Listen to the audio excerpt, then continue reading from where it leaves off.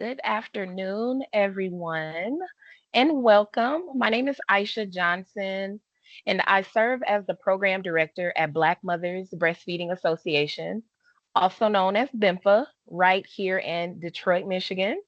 On behalf of our entire team and all of our incredible partner organizations joining us today, I want to simply say how grateful we are that you are here. Whether you are a healthcare provider, a community advocate, a parent, or someone who just simply knows that this conversation is long overdue, welcome. You are exactly who this space is for. So today's national roundtable is titled Unmasking the Truth about Predatory Marketing of Infant Formula. And that title says exactly what we mean. We are here to pull back the curtain, have an honest conversation, and center the voices, expertise, and the lived experience of our communities and those who are on the front lines today. So before we dive in, I wanted to give a couple quick housekeeping notes. If you are an attendee, you are going to be muted for the duration of the event, but you are not silent. The chat is open, and we encourage you to use it throughout. When we get to our audience Q&A portion, please use the Q&A function at the top of your screens to submit your questions. It is the easiest way for our team to track and manage them, and it helps us to make sure that your voice gets to the room. We have an incredible and robust panel of 10 experts and advocates lined up for you today, and we could not be more proud of the conversation we are about to have together. Now, it is my absolute pleasure to introduce the woman who will be guiding us through every moment and every conversation today in today's discussion. Crystal Irby. Crystal Tennille Irby is Bible Belt Black, meaning the South is more than where she's from. The South is who she is. She learned about life by eavesdropping on kitchen table conversations and collard green recipes where the wisdom of women sticks to your bones. As an award winning poet and co host of Dim Black Mamas podcast, Crystal knows how to wrap emotions around words and captivate her audience by coining powerful phrases such as motherhood is not the graveyard of dreams. As a mother of four, a survivor of two C-sections, and a birth worker, Crystal's work explores the dynamics of motherhood and the resilience of the human body and the relevance of ancestral practices in the modern Western world through creativity. She is a shrimp and grits connoisseur, and she holds a BS in film production from the Florida State University and a Master of Fine Arts in Poetry from Converse University. Welcome, everyone. Crystal, the floor is yours. Thank you so much. And I am grateful and honored to be facilitating this conversation. I'm excited to see so many people in the room, and that tells us how important this conversation is and how many people want to have this conversation. And the purpose of this conversation is to help us recognize unethical practices in marketing because companies come and go, right? So it's important for us to recognize the pattern. Given everything going on in our country right now, we can see some old patterns resurfacing. So it's important to have a conversation around those patterns. And so, with that being said, we won't be mentioning the names of specific companies for that reason, because again, companies come and go. And sometimes we can hyper focus on a company and not be looking at the pattern, which helps us today. And naming those patterns helps future generations doing this work. But it's also for protection because we don't want the outcome of this conversation to have legal ramifications on anyone. So when we have these types of conversation, we think about purpose and we also think about protection. This is a community centered and solution oriented conversation. So you will be not only hearing about what's going on, but also some solutions will be offered to talk about what can be done to combat this.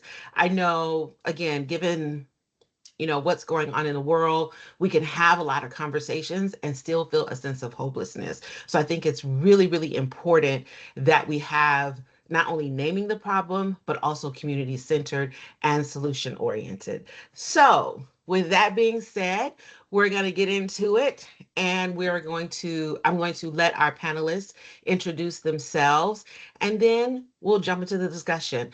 Again, the chat is open, and please, please, please, if you have questions, there'll be time for Q&A at the end. Please put those questions in the Q&A section, not in the chat, and we'll get to as many, many questions as possible. So we'll start with introductions. We'll jump into the discussion. We'll have some time for Q&A. You'll be able to take a survey at the end as well, so we can get some feedback from you. Okay, so let's get into it. So I want to kick it off by allowing our panelists to introduce themselves. Hi, good afternoon, or good morning, depending on where you are. I am Kadada Green, and I'm the founding executive director of Black Mothers Breastfeeding Association. I'm also the co-creator of Black Breastfeeding Week.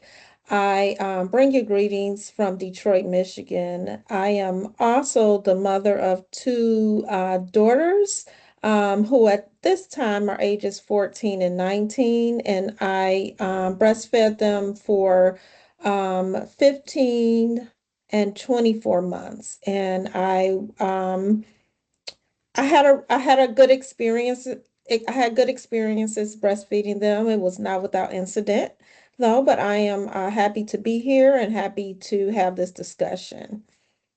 So before we move on to the next panelist, and Kadada, I want you to answer this question as well. Why does this conversation matter to you personally and professionally? So once you introduce yourself as a panelist, if you could answer that question. Yeah, thank you for asking that. For me personally, having education about infant formula practices actually, while I was pregnant, prepared me for my stay at the hospital.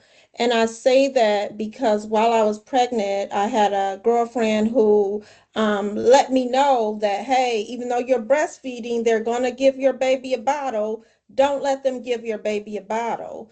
And so while I was in the hospital at night, with my baby. A nurse came in with a pre-made bottle of infant formula. And I'll never forget, she took the bottle and she slammed it on the nightstand and she said, you might want to give your baby this because she's hungry because she keeps wanting to eat. And without me having the education and preparation, I might have thought that she was being helpful. And she may have thought that she was being helpful, even though it was kind of rude how she said it. But because I was prepared, because my girlfriend had prepared me that this was going to happen, I was prepared to respond, even though I kind of still didn't know this was actually going to happen. And I also didn't realize how I might respond. But this is my first baby, my first birth. I'm just like kind of out of it. And I had no response for her, but I had a response for my child and I had a response for me. When she left the room, I took the bottle and I put it in the drawer, the nightstand drawer beside the bed, and I closed the drawer. And so I think that being able to recognize this, something that you think may be helpful, um, and could actually have caused harm, could have impacted our breastfeeding experience. And I wouldn't be able to sit here to say 15 months was important. So professionally, that's important to me, or why this conversation matters. Professionally, after I got into the work, after the birth of my first child, I learned about the ban the bag movement, right? And so when I took my same daughter home with me, I went home with the bag of infant formula that sat on the top of my refrigerator that was given to me just in case I needed it, right? But as I moved into this space and into this work, I learned that hey, how companies use their marketing practices to have contracts with hospitals to provide them with infant formula to send home free samples with families. But I remember sitting and thinking that one day I might need that can of formula, and it sat on the top of my refrigerator for months and months on end. So I think that it's really important that we connect the dots towards education so that people can recognize what it looks like when something that appears to be helpful could be harmful. And that's why this matters to me.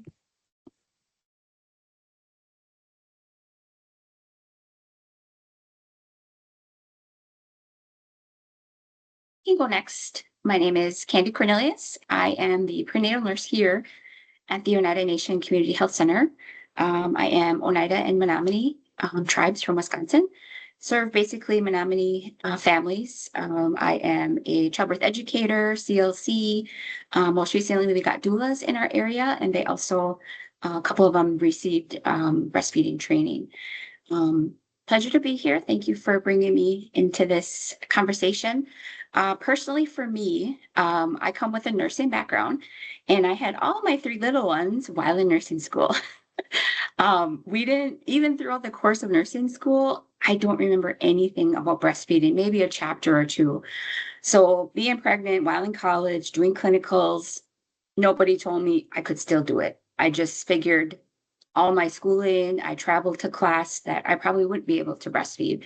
My mom's family, who I'm very close with, she didn't breastfeed, nor did any of my relatives on the maternal side. So really didn't have anybody, family come in saying, Candy, do this. Candy, do you know about this? So my first baby had formula. Colicky for quite some time. After learning about breastfeeding and the benefits, looking back, wondering how different and how better that picture could have been if somebody had just told me. We did take a course in childbirth education. I had my first in 1995. No breastfeeding information in that class. And I didn't think to look or to take a breastfeeding class. So, really going in as I thought somewhat educated person didn't get the information I needed to make an informed choice. Even my providers were nurse midwives. They didn't say, let's talk about how you're going to feed your baby, which is what I do now. Second baby, learned a lot more about it, went in and breastfed successfully, her and I for 9 months. Greatest bond ever. Picture perfect scenario. I'm like, why isn't everybody doing this? Kind of thing. And then I leaned on my paternal aunts, my dad's sisters, they all breastfed. So they were my, okay, what do I do in this scenario type thing. Third child came around. She had lost weight, I believe, in the hospital, and they said, you must nurse and you must give her this bottle after. Nobody told me it was wrong. You want to do what's right for your baby. So I did.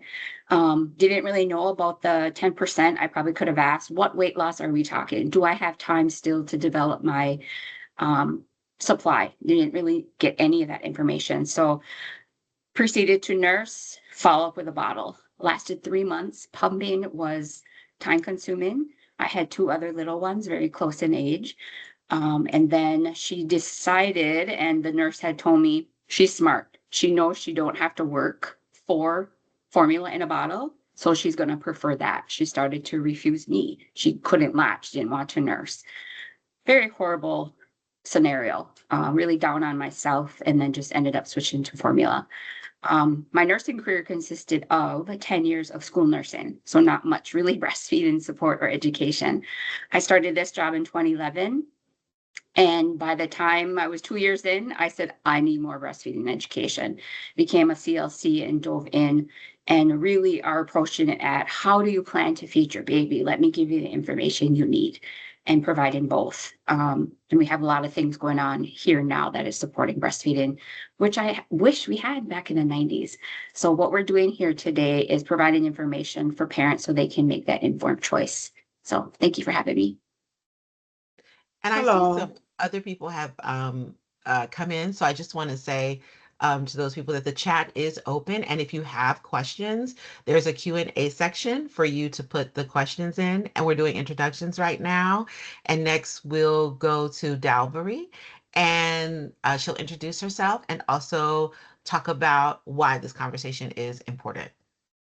Hello, my name is Godfrey Blackwell. I live in Milwaukee, Wisconsin. I was raised here, but born in Mississippi. And Crystal, I love the South. I love Mississippi. So it's good to know that you also are, a Southern person as well. My organization, the African American Breastfeeding Network, we started 16 years ago to support breastfeeding, to advocate for breastfeeding equity, and to advance and champion maternal child health. And we have always done this through the lens of community-driven, community impacted programs where we are focusing on lifting up voices of people in the community who are asking for support. My career began in public health. I worked in Washington, D.C. Immediately after graduation at the Advocacy Institute. And this was in the night, like the uh, the 1980s. And as an intern, I worked for about 2 years in the AOTA, alcohol and other drug abuse program areas, but we added the T in AOTA, and it's ATODA. And the goal was to raise awareness, understand the value and the importance of community organizing and engaging community, to learn more about the tactics of tobacco and alcohol industry, the patterns to help uncover unethical advertising. Moving back to Milwaukee, I continue my advocacy work because I truly fell in love with it. I worked with organizations like Fighting Back, the Health Department, Black Health Coalition, and many other national organizations as well, to address specifically unethical marketing products in our community. On a national level, I'm really happy to remind people that our efforts years ago helped to change laws that remove alcohol and tobacco advertising, so we don't see those things in our the visibility of those unethical and disrespectful, I would say, in our neighborhoods and in our streets anymore. I'm familiar with predatory marketing schemes.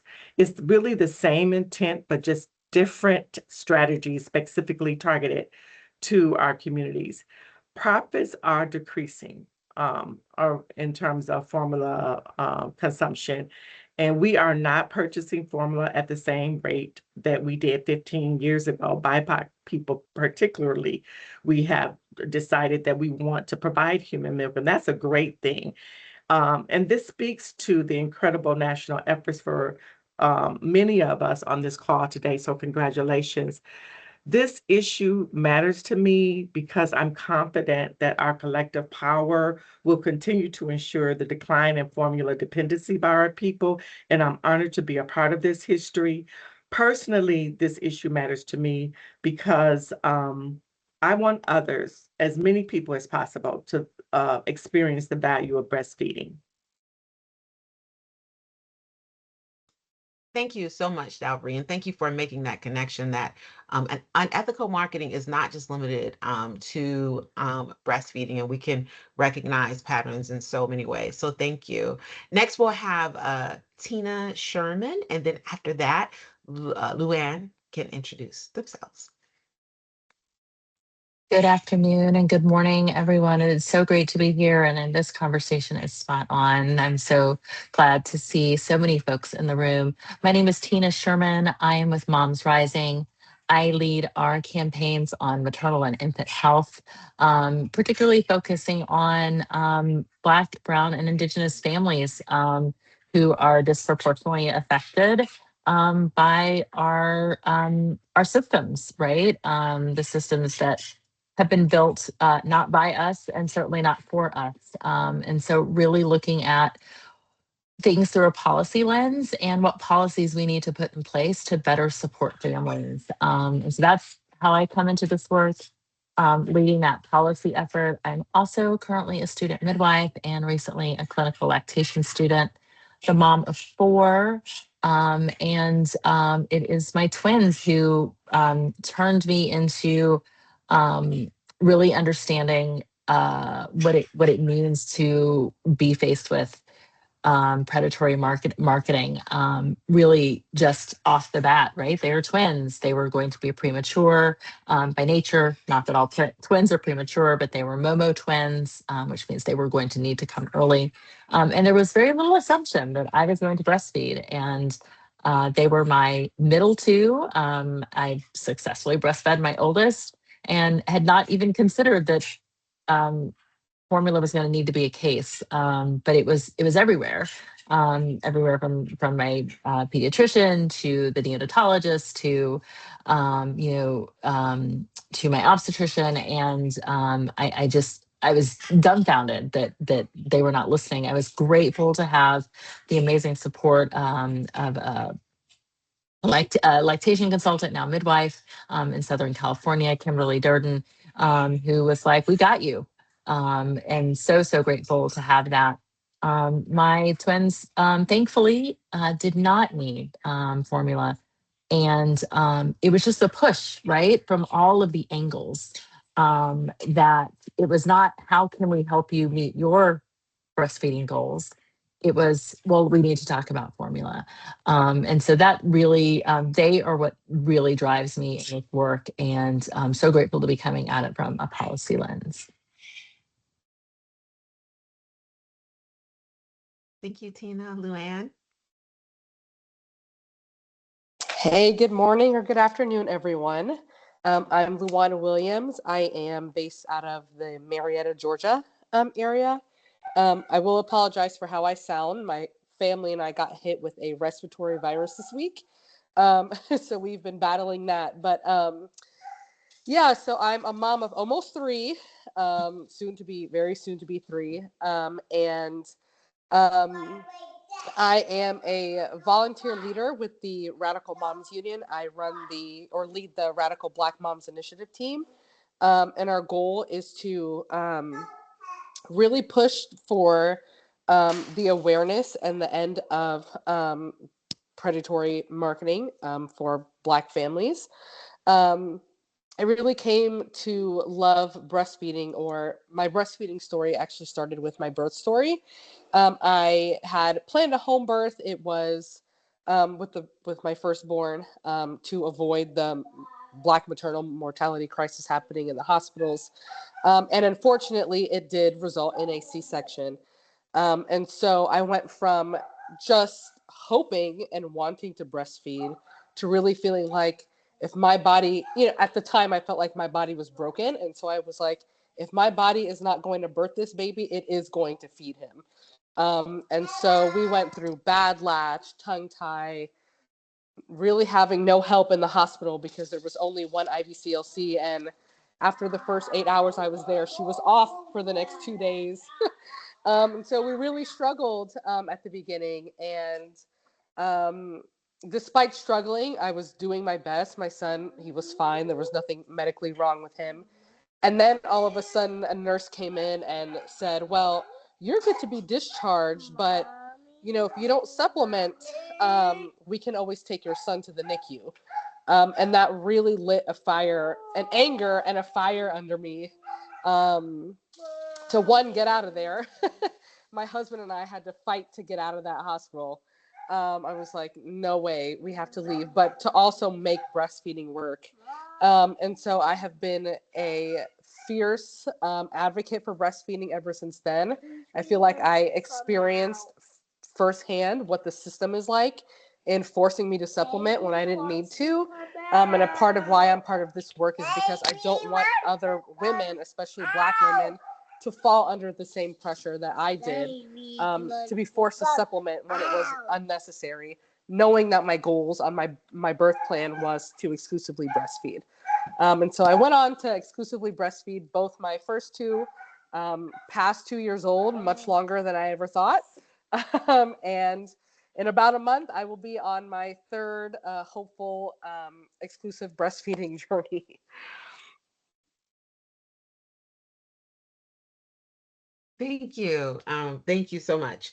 And next we have Aja, then Makaya, Aaron, Brenda, and Tashina. We'll go in that order, and that'll round out our panelist introductions.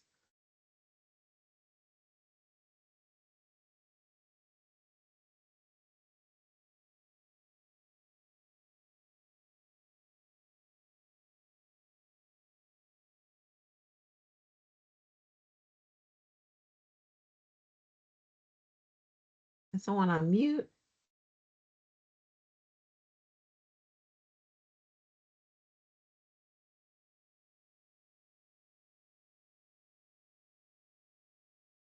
Do you want to highlight the next person up? Can we highlight the next person?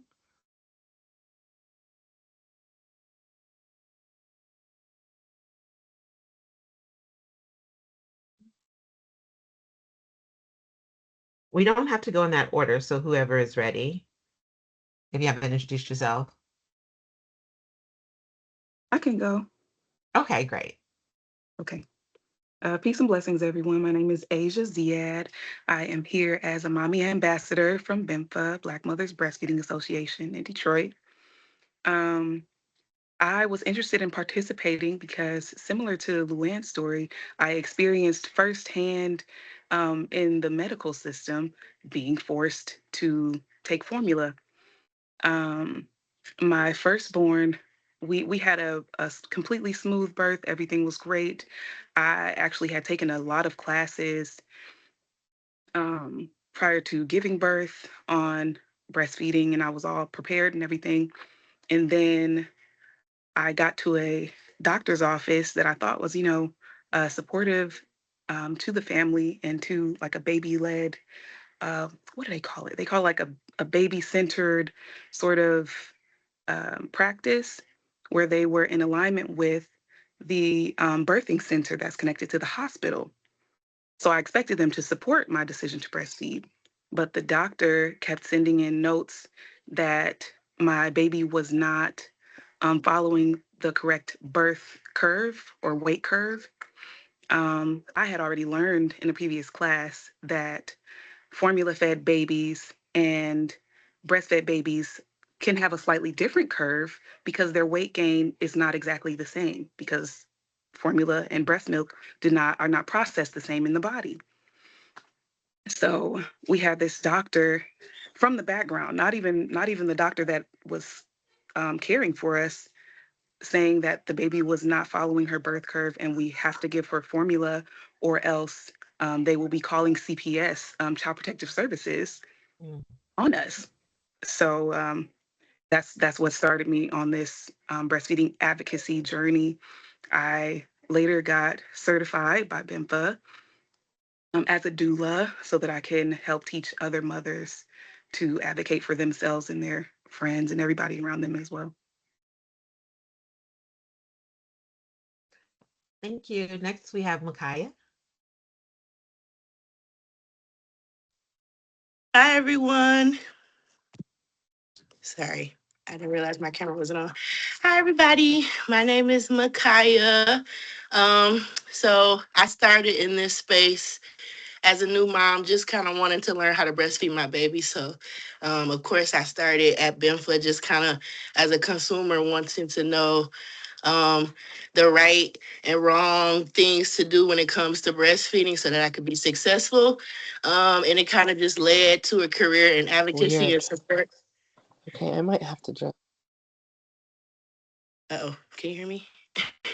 Yes, we can hear you. Go ahead. Okay. So yes, that kind of led me in a career, well, led me to a career in advocacy and support. My hospital experience wasn't the best either. I delivered in Detroit, and it wasn't any lactation support at all. I kind of felt like rushed to make a decision. I ended up having to have a C-section as well.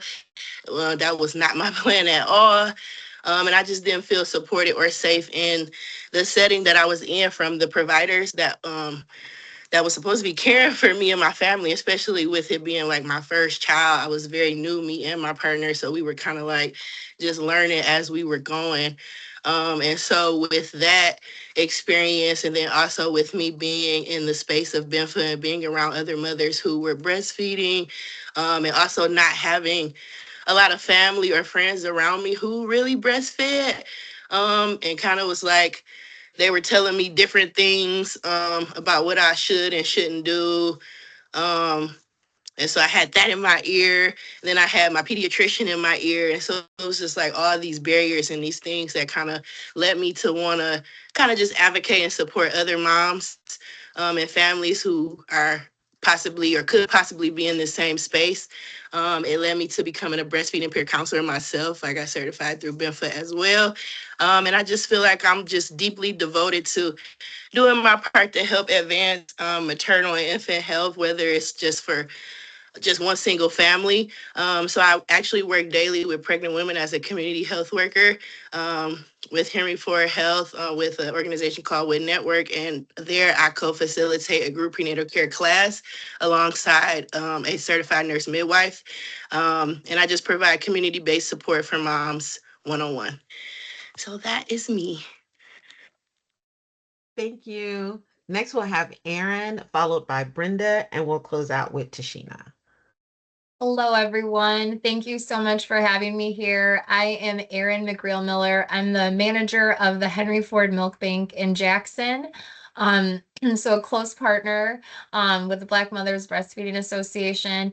And I started out not knowing anything about breastfeeding until I was pregnant with my twins. I had watched my mom breastfeed myself and my three siblings. And I thought it was going to be really easy because I took the classes and I thought it would come naturally to me, having seen how it came to her.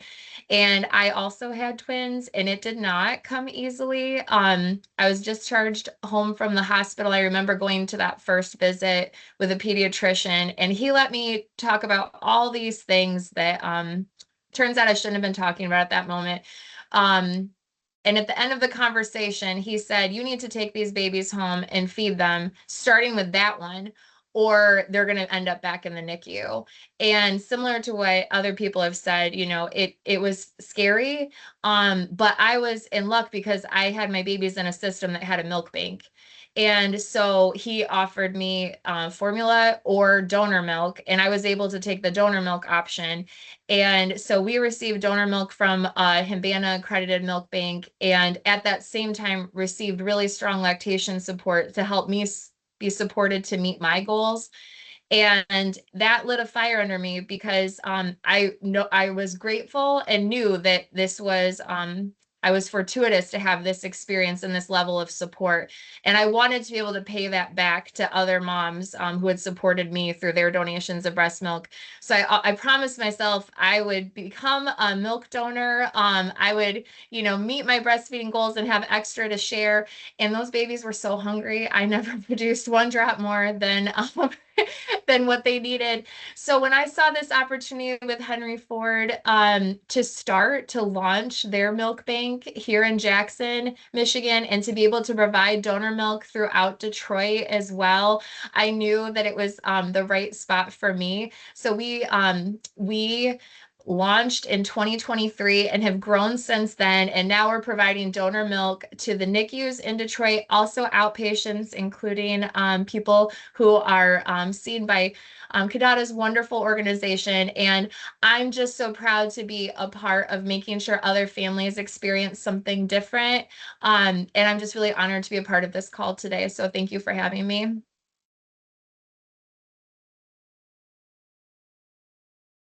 Thank you for joining us, Brenda. Hi, good morning. Buenos dias, everyone. I am Brenda Reyes. I'm currently the Chief Advocacy Officer here at Health Connect One. I was trained as a doula at the age of 18. I had doulas myself. I was trained as a breastfeeding peer counselor.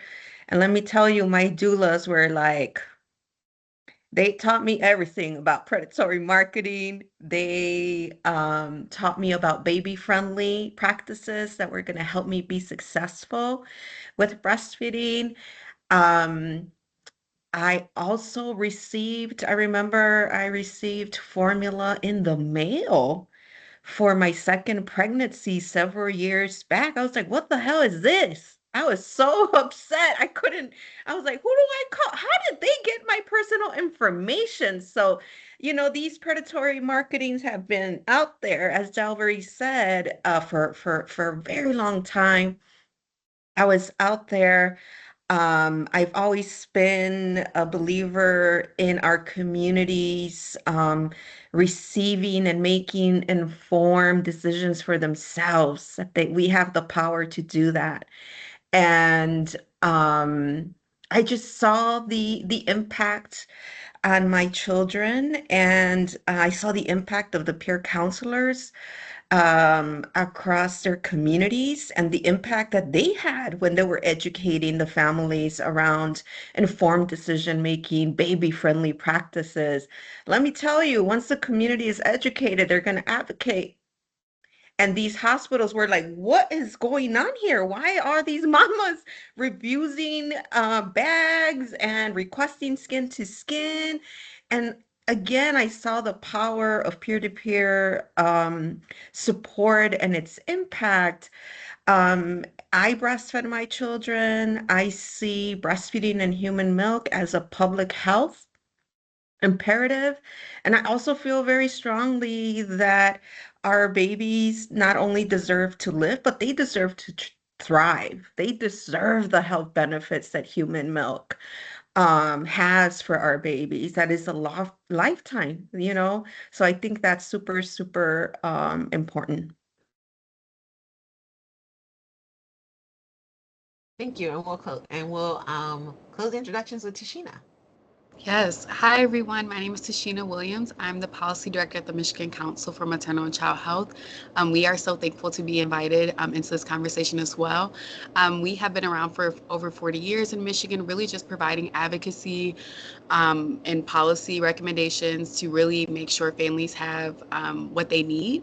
We care about mothers, infants, children, and just again making sure they have the utmost health outcomes. I think for us, this conversation is really important because, again, our organization works closely with members who are truly boots on the ground. So most of our members are hospitals, professional organizations, clinicians, local health departments, and other community-based providers along the continuum as well. And our providers see firsthand how vulnerable the postpartum period is for families. It's already tough as is, and then you add the pressures of making decisions without having the evidence-based research and just that true support to be able to do what you want to do. And we really see this being an issue because it really shows the gaps in our support systems. We heard earlier in some of the stories before how there isn't 24/7 lactation supports for families. That's something that we advocate for. We also want to expand, I don't want to get all my tokens away in my intro, but we want to do more for families. And I also think, again, this conversation is so important because families really deserve that unbiased supportive care during such a very fragile and sensitive time. Considering all the other health outcomes they're at risk for in the postpartum period, this is just an added layer for families. So again, how can we fully support folks and truly make sure they have everything that they need? So happy to be a part of this conversation. Thank you. And thank you to all our panelists for sharing why this is important professionally and personally. And I'm a writer, I'm an artist, so I am a believer in storytelling because storytelling creates connection. And that connection creates community because it lets people know they're not alone and there is support. And when you know you're not alone and there's support, that's when you feel powerful and that's when you feel empowered. So we have some comments. Lori says, I'm grateful to be hearing the personal journeys that each of you have experienced. Thank you for using your experiences to motivate into action and making change for others. Helen says, I just had a baby 2 months ago, and I love hearing all your experiences because I can relate so much, and it feels good to know I wasn't the only one. Okay, so we're gonna so keep chatting. We're gonna open up our discussion by giving some context to we've given context, but now we want to make sure that we're all operating from the same definition and historical perspective to provide some foundation for the conversation. So I want to start with you, Kadada. Can you tell us what unethical marketing is and how it differs from other product marketing? I also want to say you may see me writing things down, and that's just so that I can remember in case I have a follow-up question, but also I just want to remember something that someone said. So I encourage you all to do the same. So go ahead, Kadada. What is unethical marketing and how does it differ from other product marketing? Thank you, Crystal. When I think about ethics, I think about a set of moral principles that really guide a person's consciousness about what is right or what is wrong. So if something seems to be unethical, it's usually governed by a set of values that many people might see as harmful. And so when I think about the way the infant formula is marketed sometimes, I think about whether it preys on something that is meant for good or whether it takes advantage of vulnerabilities and struggles. And in our introduction, we heard a few of these things, right? particularly when women are in their vulnerable state, um, postpartum, early postpartum, later postpartum, whatever that may be, sending milk in the mail. Like, who are you and where did you come from? Right? That you have my personal information and you're sending me milk in the mail. That was one of the examples that we heard. But if we think broadly, if I know that you're having trouble with breastfeeding and I know that this is something that you really want to do, instead of offering you support, I offer you a feeding option that will most likely lean to weaning or your child not receiving human milk. So I take advantage of that. Or there have been examples of invading celebrations of breastfeeding, with ads for infant formula. Or if I target breastfeeding families by setting my Google ad target or keywords to pop up when someone searches for breastfeeding support. That would be what one may call aggressive marketing. But if you're searching for breastfeeding support on Google, and that means you might be having trouble, right? So now my ads keywords are set to pop up an ad for infant formula to prey on you during this vulnerable stage. So there's one thing to market a product just like you're marketing to new moms. But when it becomes aggressive, when it becomes targeted, during the vulnerable state that someone who wishes to breastfeed, when you're taking advantage of them, that's when I think that those are times where we can differ standard marketing from unethical marketing. Really just looking at that terminology of what ethical and unethical means, the good, the bad, or harmful.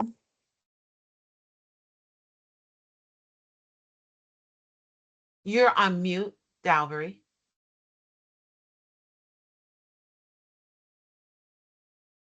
You're still there. You go. And I was just saying, I love the way that Kadada gave a very simple definition of formula marketing versus like standard products. One of the things that I want to add and to remind those who are in this space is that let us not forget that the formula industry spends billions annually, probably more than any other research firm, learning the habits and the purchasing power, if you will, of Black folks of BIPOC, so that they can create predatory infant formula marketing that is aggressive and very assertively driven and targeted specifically to um, make us feel like to try to make us feel like or attempt to change how we feel about certain things as a human, as a new mom, for example. Uh, and the design is to build brand loyalty. That's really important when you're looking at profits, and also from parents, like Kadada said, looking at those most vulnerable moments when moms are really questioning themselves as parents and as their choices that they have. So I would just add those comments in terms of what is the difference between marketing, like formula marketing and standard marketing, and just keep in mind with standard marketing, it's very transparent, is always usually evidence-based and is most likely regulated as well. I want to stay with you, Dalvery. You spoke in your introduction about your history in terms of unethical marketing when it came to cigarettes. Can you talk about the history of unethical marketing when it comes to BIPOC families and how those patterns and practices continue today? Yeah, we can start, as many of us know on this call in this space, the forcing enslaved women to serve as wet nurses. That's definitely can be considered a form of, you know, is demeaning and disrespectful. Also undermining lactation support in hospitals and in clinics. I know, unfortunately, in Wisconsin, we still don't have BIPOC peer counselors in hospital settings. And we know the value of people who look like you and who talk like you, who dress like you, who's also providing that support. Also, I want to lift up historically pain incentivizing pediatricians and clinics. I remember being in the South and hearing conversations about our Black mamas being in the clinics, and the pediatricians are saying, "Oh, Betty Wilburn, you don't want to breastfeed your baby. You already got six. Just use this formula."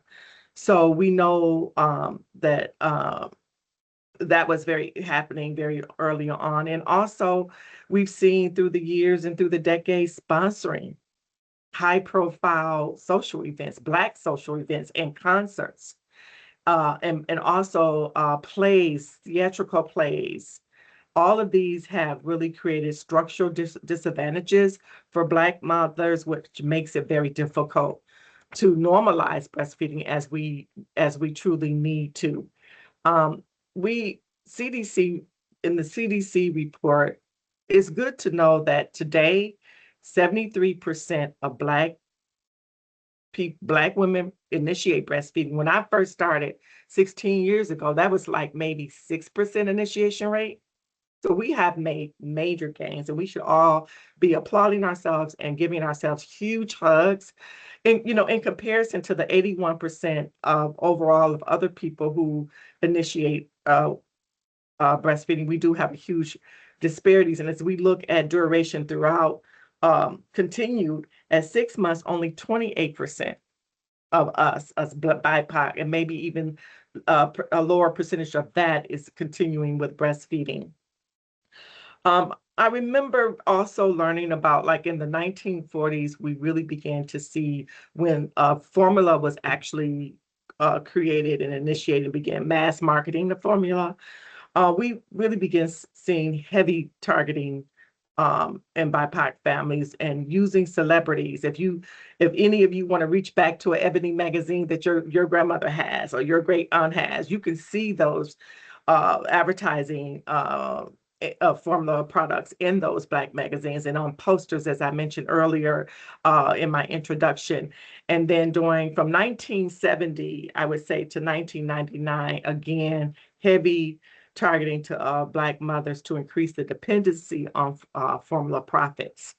And so currently what we see is it's the same intent is to make money. That's the bottom line, is to get people to buy a particular brand. And formula companies continue to promote before birth. I like that Kadada highlighted, like, the pre-birth marketing strategy is critically important, and it makes formula more accessible and normalizes its use, unfortunately, especially in communities where there's fewer breastfeeding supports. So the combination of race targeting advertising and the lack of access to equitable lactation services also reinforces dependency.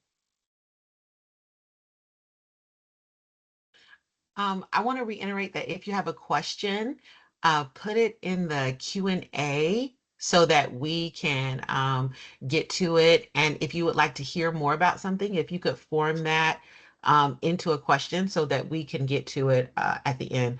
Dalvery, can you repeat that statistic? I just want to make sure everyone heard it. You said 73% of Black women initiate breastfeeding, and compared to 81% of Caucasian women.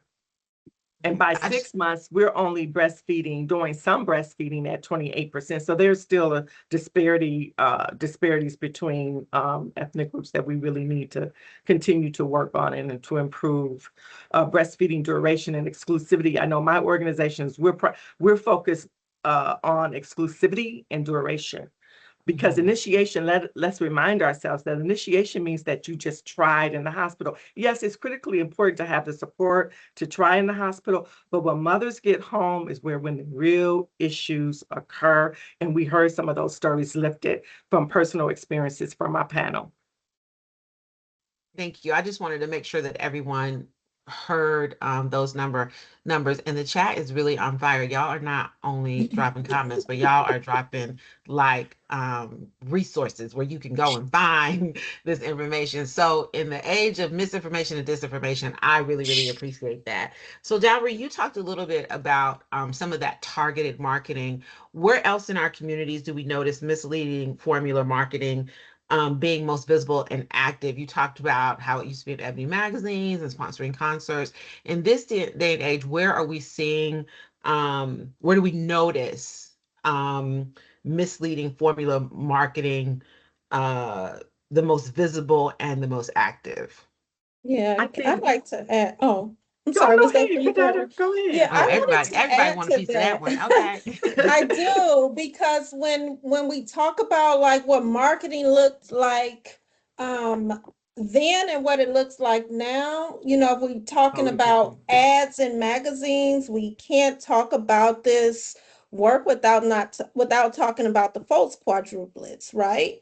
And how infant formula companies align themselves with I would say like exotic or exceptional um uh Black or people of color, right? So in the 1940s and 1950s, it was almost unheard of for someone to have four babies, right? Because that was before the regular use of fertility medications. So if I come in to support and to align myself, right, with a Black woman who has had a miraculous birth. She's had four babies. This is not something that really happens, and I support that, right, with a breast milk substitute with it wasn't even a formula at that time. At that time, then I'm in alignment with community, right? Mhm. And so what we're seeing now is similar, except we're seeing it on social media. It's not in the magazines, it's not in the ads, it's in Mhm. alignment with community, right? So Mhm. a formula company may frame themselves as community aligned by targeting celebrities, right? Popular Mhm. celebrities, or even community based organizations who they seem or appear to have one advocacy to in common. And so now, because we are all supportive of paid leave, maternal leave, I'm going to align myself and say now that I'm supportive of community based organizations. And so we have to be very, very careful about the way that these things are depicted.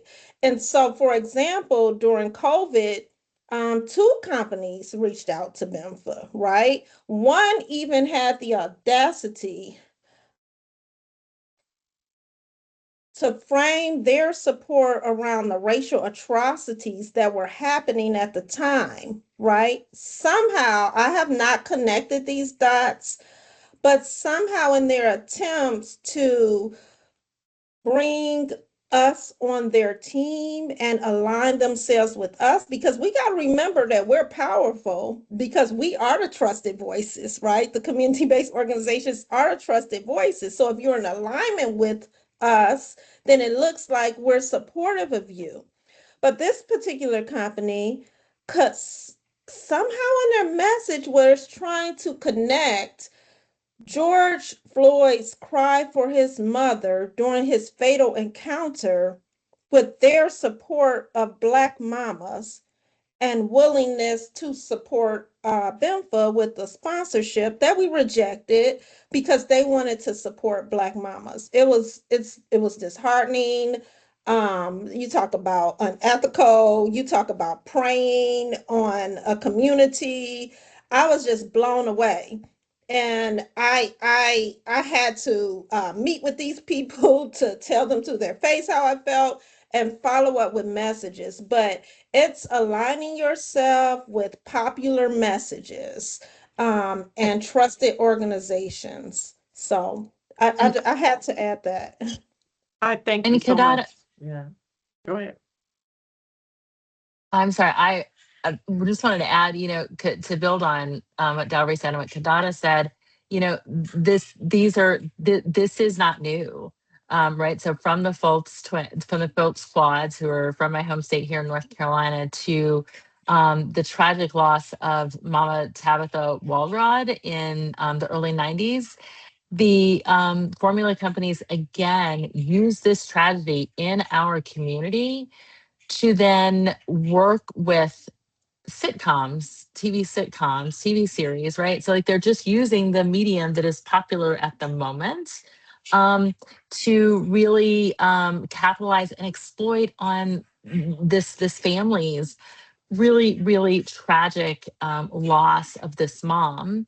And they just exploited this family, not even dealing with the systemic failures that this family faced in the support that she did not receive in the hospital. And so instead of the country having a broader conversation about the systemic issues that families face encountering, trying to meet their breastfeeding goals, formula companies are choosing to then exploit the lack of policies, the lack of systems that exist, and then also exploit the mommy wars, right? The mommy wars, they're not a real thing. Look at all of these mamas and people who support mamas on this call. Mommy wars aren't real. It is what the systems want us to believe. And then the formula companies take that and exploit that and further drive wedges. And so again, when we're talking about unethical, there's no ethics involved in that. However, we have real systemic issues that we need to tackle with. We've already brought up paid leave, and I know we'll get it to dig into it more, but we have real systemic issues that we need to address so that, first of all, we aren't losing our mamas in birth, number one, and that they are able to meet their breastfeeding goals, number two. And we have to start with addressing those systems, and not allowing formula companies to step in. And I'll just add one more piece. The World Health Organization actually launched some research in 2023, just a few years ago, unveiling some of the predatory tactics that the formula industry was using, again, that are completely exploiting the policy gaps and the systemic gaps that exist in this country. I'd like to add also I was just going to ask about the World Health Organization. I read up on that, and they said only 33 out of 194 countries are actually enforcing that. It's the International Code of Breastfeeding Substitutes, if anybody wants to look that up. So, I mean, we have an organization that already knows about this, developed this code, but obviously the United States is not one of them following it. And then there was an article saying that the ads and the campaigns are actually decreasing exclusive breastfeeding by 62%. I mean, they had some really strong statistics, and one of the solution obviously was bringing that WHO code back and trying to enforce it.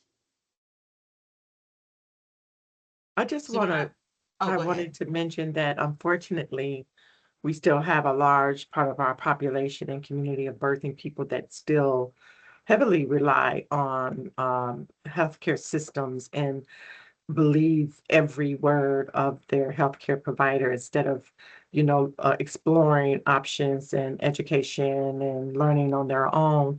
And we can see in our different communities, and for those of you who are present, if you can put into the chat examples of how healthcare systems um, also marketing is embedded into those systems, right? And our clinics.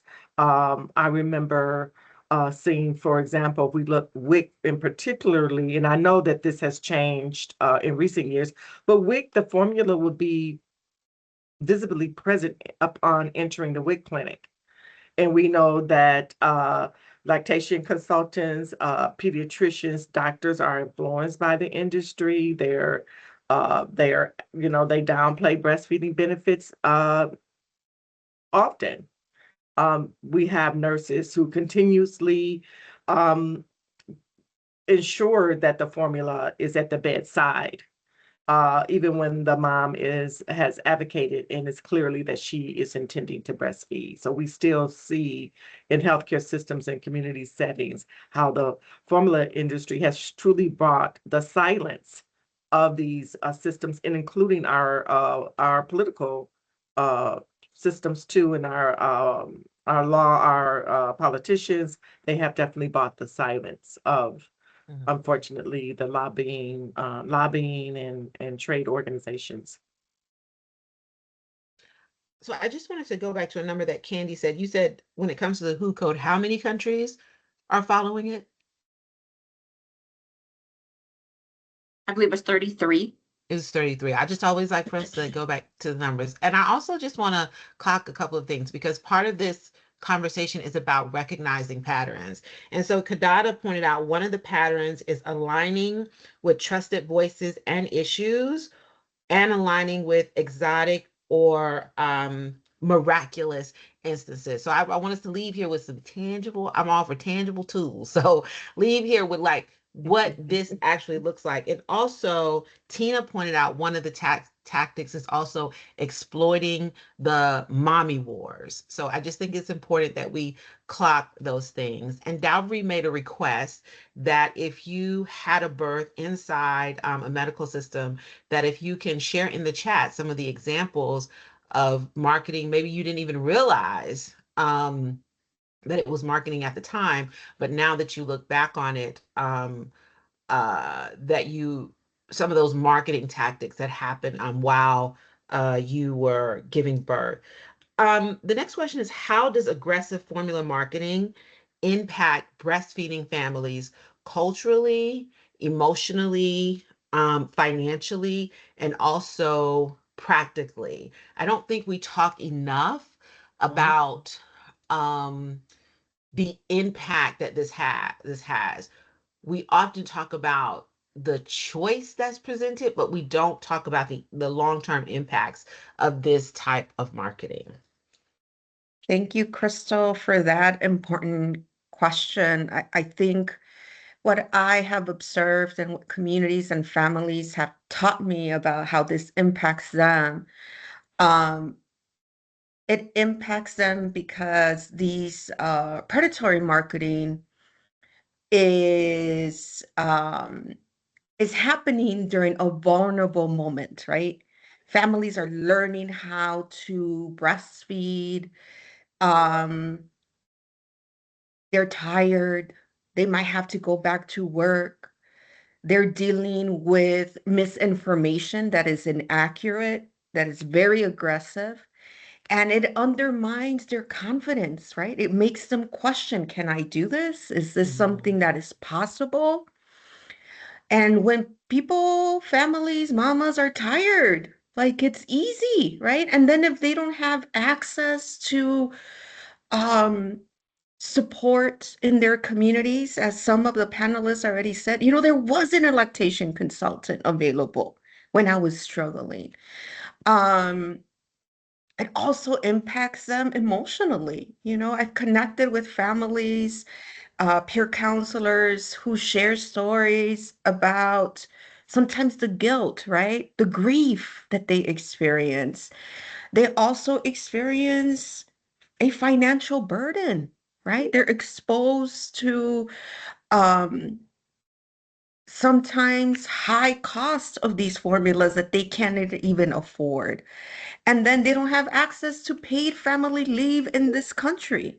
And the reason why we don't have paid family leave in this country is because this marketing and formula companies are lobbying against paid leave in this country. They spend millions of dollars so that we families across this country don't get paid leave.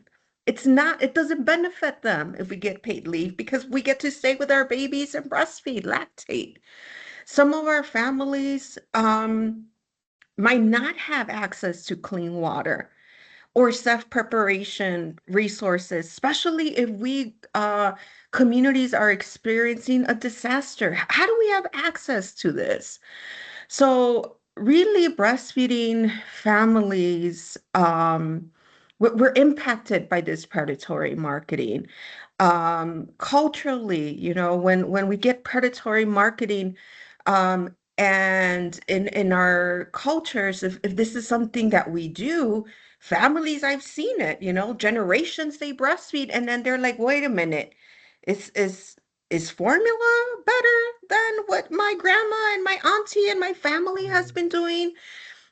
So they really plant that seed of doubt in our communities. So I strongly feel our communities deserve truthful information, culturally rooted, continuity of support from pregnancy, birth, postpartum, and we deserve policies that protect us and families to the right to make informed decision makings that is free from predatory marketing, and that we deserve lactation support that's community centered, culturally relevant, linguistically appropriate.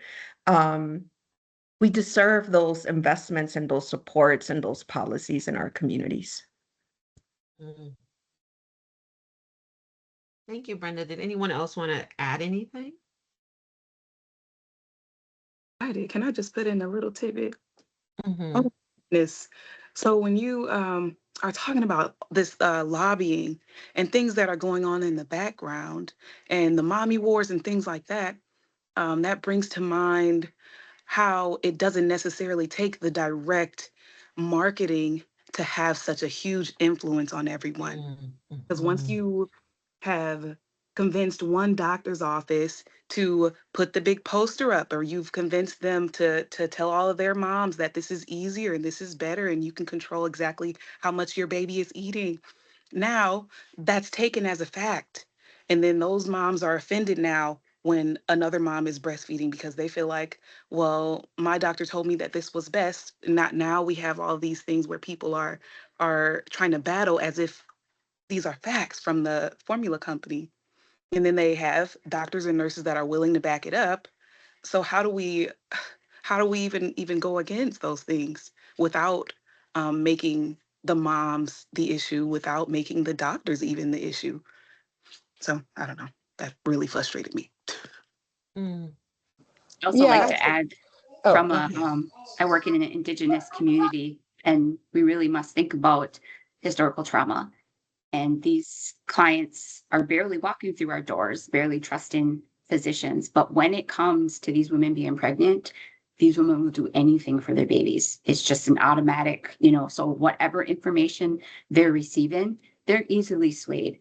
And we talk about our WIC population, where I read a study where the startup formula is most common amongst WIC participants. And I thought that number would be reversed, but it's there. If they're saying your baby's underweight, we have formula for you. It just is kind of automatic. So that was a real eye opener for me. So what are they doing in the WIC offices? How are they talking to their clients? We're fortunate to have all of our dietitians as lactation counselors, and we did have a peer support person from the community. So in that aspect, we have kind of like those protective factors in place.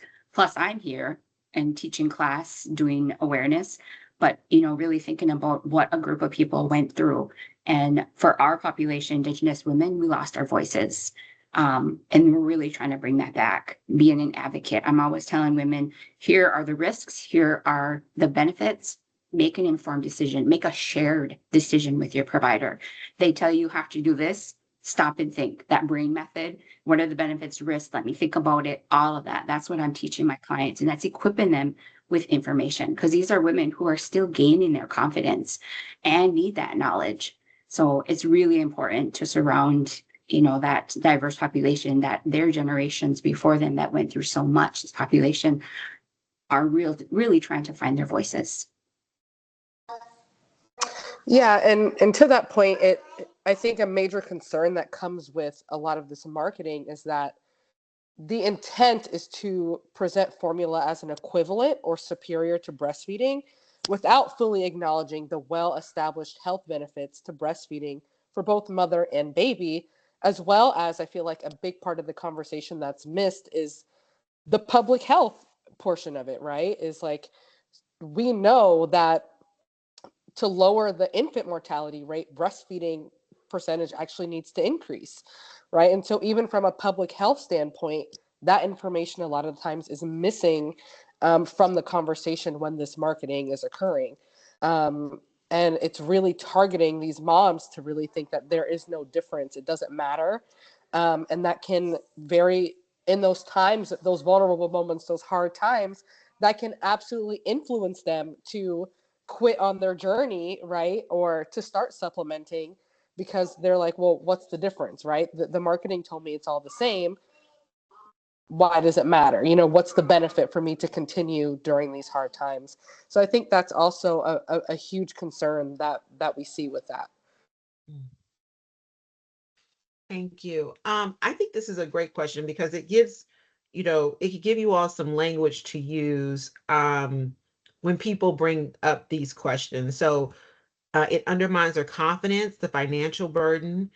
Formula companies lobby against paid leave, lack of access to clean water when it comes to using formula, like if there's a disaster. It's a vulnerable time for parents in those early months. And there's a lot going on behind the scenes that impacts even how uh, parents are informed at their doctor's office, and there's a missing public health aspect when it comes to this conversation. So I just want you all again to be able to take away tangible tools and talking points, when you leave this conversation. Now we touched on this a little bit in terms of let me see here, my paper in order. Like what how does the lack, we talked about paid family leave a little bit, and how the lack of it impacts breastfeeding families. So can we talk a little bit more about, yes, paid family leave, but what other policy changes could be better support for informed infant feeding decisions? Everyone Well, talks about, paid family leave, but what are some other policies? oh, Crystal, I'm going to back up just a little bit, expand on the paid leave before we kind of Okay. leave that, because I want to like set the stage for folks. Like, first of all, the U.S. is the only industrialized country that does not have paid leave. So, right, we are setting the low bar standard here that we're the only industrialized country that does not have paid leave. And what does that look like? It looks like 1 in 4 moms are returning to work within 2 weeks of giving birth. 2 weeks within giving birth. How so in my eyes, paid leave is the big equalizer, because if you're returning to work within 2 weeks of giving birth, you haven't even had the opportunity to get into any sort of rhythm. You're still wearing those mesh panties. You have had no real opportunity to get into any sort of breastfeeding rhythm. Lord forbid if you have any challenges in latching or meeting, understanding the feeding rhythms. You had no opportunity to do that. So 2 weeks. So without paid family and medical leave, we're already giving families a false choice in this country. And again, we're the only industrialized country that doesn't offer it. And I appreciate that folks have pointed out that paid leave has, I'm sorry, that formula companies have historically lobbied against it. I just wanted to, I don't want to just say that. I want to put the fact out there from the Lancet study. So I saw it had dropped in the chat earlier. I dropped it in the chat again. Just folks know that that is fact. That commercial formula companies have, and in fact, lobbied against improving parental leave. And so in this country, what does that look like? we don't have a standard, a national paid family and medical leave program.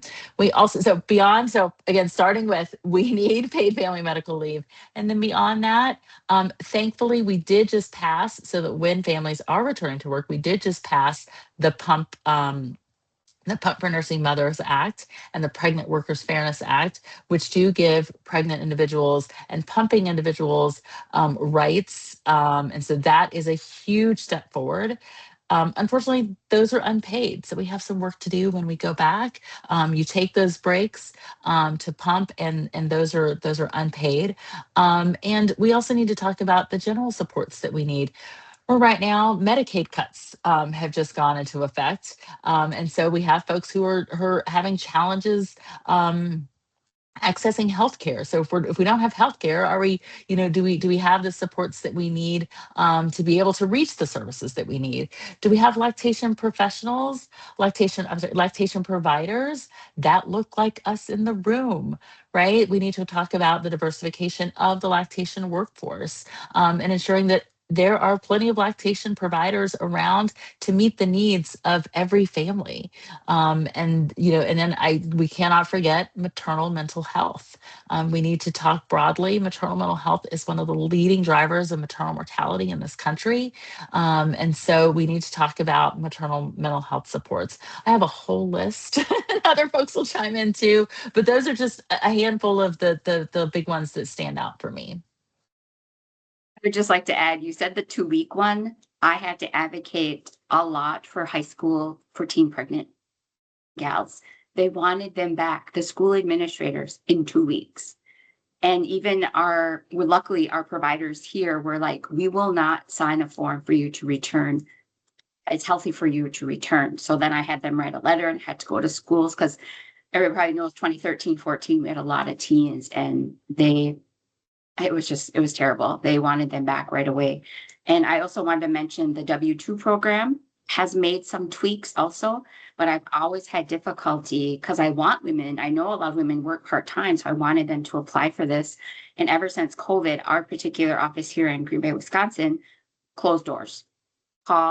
It's just lack of face-to-face, with which my population really appreciate and need, to call in a 1-800 number and applying. And a lot of them get dropped off. They don't get the process done in time and to get that payment. So that's another, I guess, barrier for my clients.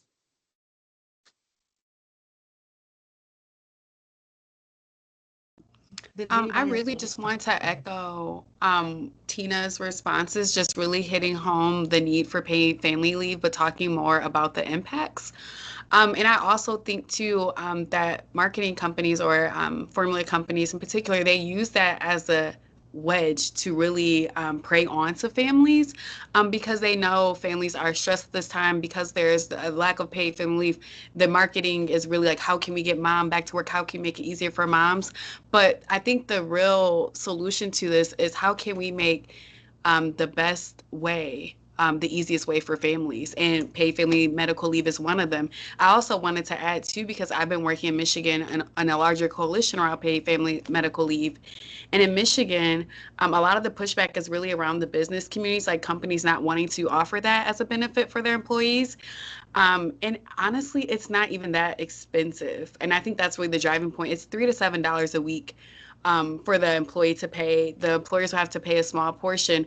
But again, even with that, that provides job securities for mom. That's providing that potential discrimination she may face once she does get back to work. And really just having those levers of protections for our families as they get back into working in the new baby and the new gist of their routines.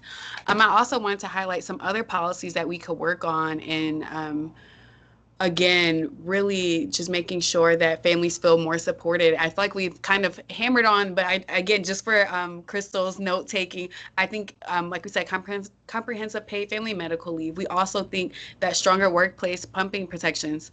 We also spoke a little about the Federal Pump Act, but in a lot of places it's not truly enforced. So how can we make those protections stronger for families?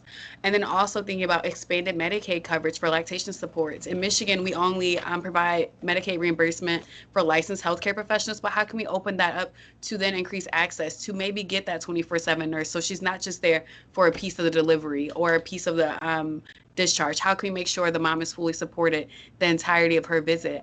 In addition to that, I also want to highlight the greater investments in sustainability as we think about Medicaid cuts for those community-based health supports like doulas. Kadada has been instrumental in doing that, making sure we have more maternal mental health supports, peer counselors, as well as home visitors. Home visitors is very big in Michigan as well. Checking in on mom, making sure she has everything she needs once she gets home. And then also just clear standards around just marketing. How can we protect our communities, even out BIPOC in particular, because we have been targeted in so many different spaces. And in particular, I'm thinking about tobacco comes to my mind, how aggressive that was as well. How can we protect our families in the future?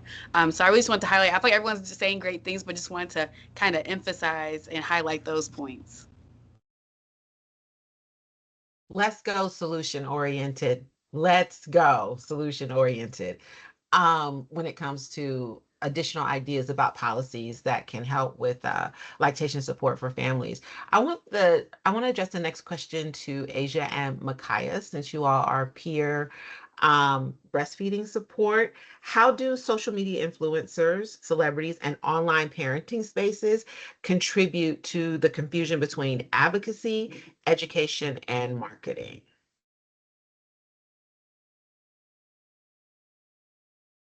You want to go first, Micaiah? I can. Um, so in my opinion, I'm sorry, you guys, I'm having some technical difficulties. Can you hear me? Oh, okay.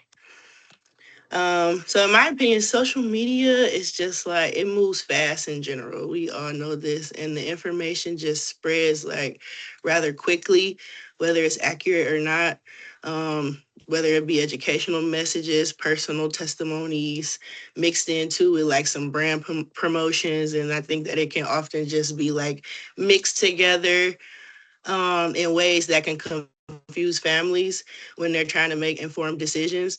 So I feel like when families consistently see like the same type of messaging from influencers or parenting groups and advertisements, it can kind of shape their perception.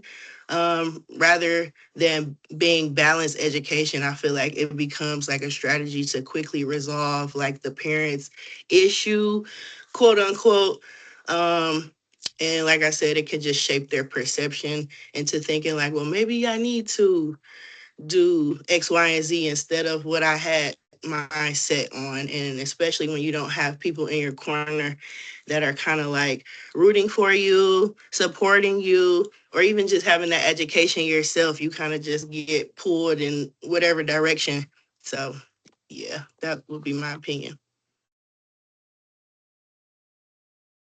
So my biggest qualm with social media influencers and their impact on the maternal infant health situation with breastfeeding is that a lot of them are actually involved in organizations and have gotten support and have gotten help and have gotten sponsorships and are not mentioning where they got this information from and are not mentioning the organizations that they got their support from or their education from and things like that.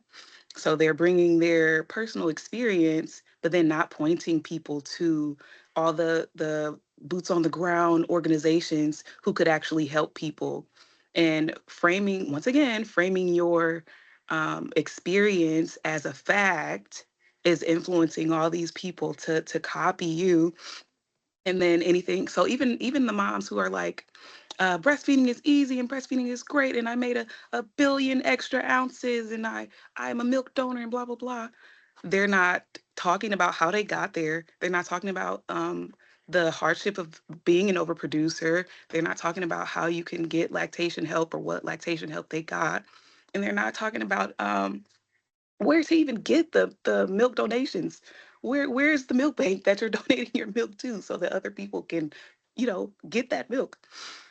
So I don't know. Yeah. Also, I'm Thank sorry. you, One more Asia. thing.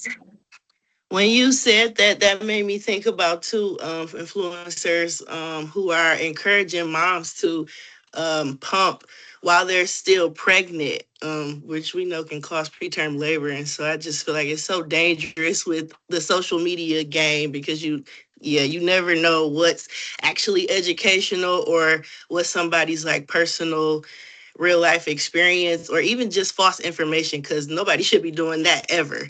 That's something that we tell our moms in our prenatal education all the time, especially our first time moms, because they don't know. And they're looking on TikTok, seeing people pumping, and they see people with these large amounts of milk stored up already in deep freezers. And it's like, that's not safe. You shouldn't be doing that. So when you said that, Asia, that made me think about that. And you just Yeah, reminded me, we're going back and forth. When you mentioned teen moms, that really hit me so hard, because it took a while in my training to even be involved with a teen mom. And when we talk about social media, they're very susceptible to the information that's being spread on social media. So if they are often being forced to go straight back to school the same way we're being forced to go straight back to work, and they don't have any access to information because everything is being suppressed because you're not even supposed to have a baby or a kid, blah blah blah. How could they possibly get the help? How do we make it a part of health programs in school to say, hey, not only are they not teaching actual reproduction in health class, but they're definitely not teaching anything about postpartum and how to take care of babies and anything like that. So yeah. I like to add to this because I was pregnant with my daughter on the cusp of the transition to social media. I clearly remember I was an instructional specialist in a public school setting, and I shared an office with three people. And we were on a second floor, and on this floor is where the middle school students were, and we had a computer for them to share, and the students would come in there when they had the opportunity to log into this thing called Facebook. And I'd be like, hey, what are you guys over there doing? They're like, oh, we're logging into Facebook. I'm not really knowing what is going on right now. I'm pregnant. So I'm dating myself, right? My daughter's now 19. She turned 19 in April. So this is when this was like coming up and coming about. And I think about how I received information while I was pregnant with her. I had magazines. I went to the bookstore. That's when I learned about our pioneer, Kathy Barber, in the Black breastfeeding space because I got her book while I was pregnant. You went to websites and you typed in your due date, and they gave you information about what to expect around this time, right? So I'm saying that to say that I think that one of the like biggest shifts has been kind of how social media blurs the lines between support, education, and marketing. And years ago, if a parent had a question about breastfeeding, you would dial a hotline and you would get a provider who was trained in this particular area, or you'd attend a support group. And now support is available 24/7 right on your phone. You log on looking for answers at 2 a.m. While feeding your baby, while recovering from birth, and who knows what you're going to see out there. Um, once like certain content gets into your algorithm, you start seeing it over and over again. It starts looking like truth. And you watch one video or click on one post, and there's a lot of like people do misleading uh hat titles so you can click and see Clickbait. what's going on. Clickbait. Clickbait, yeah, they do clickbait, and so now the algorithms think this is what you want to see, and so it's wrapped in storytelling, it's wrapped in motherhood empowerment language and community conversations, and it doesn't always feel like marketing, but it's marketing because then you start seeing the ads that are going along with this, and it's really intensifying mommy wars. And instead of really focusing on the real issues that families are facing, like lack of paid leave, limited breastfeeding support, or gaps in postpartum care, the conversation is then redirected toward individual mothers and their choices, and we're missing out on a bigger picture here. And then breastfeeding advocates are now framed as the problem, right? While many of us are really just actually advocating for families to have the support that we need. And so, influencers and celebrities, they carry a lot of trust and like cultural influence, especially within like Black and Brown communities. So I really think that when marketing, when it's embedded into what feels like authentic conversation or advocacy, it can become really difficult for families to tell the difference between education support and advertising, right? Which is what we're talking about. And so that's why the transparency really matters, because families, they need honest information and real support. And that it just gets real cloudy real fast. And we're now, Asia was just talking about teens. I just told you my daughter was 19. I was pregnant with her, right? So we're talking about teens who are coming up, right? Maybe pregnant teens, and they don't know anything but social media and where they're getting their information from. So that cusp and that transition, they didn't live through that. And so we got to be really careful about how things are framed and what marketing and what advertising and what an influencer is, right? So I just want to share that because I was born in the 1900s, as my children tell me.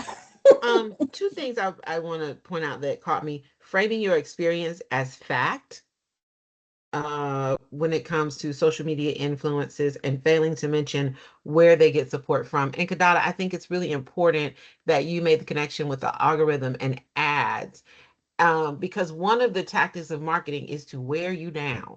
That's why you see the same. I was a communication major, had second marketing class. That's why you see the same ad over and over and over again, because eventually they want to wear you down. Like for a movie, for example, I'm not gonna go see that. Yeah, I see another clip. That looked kind of interesting.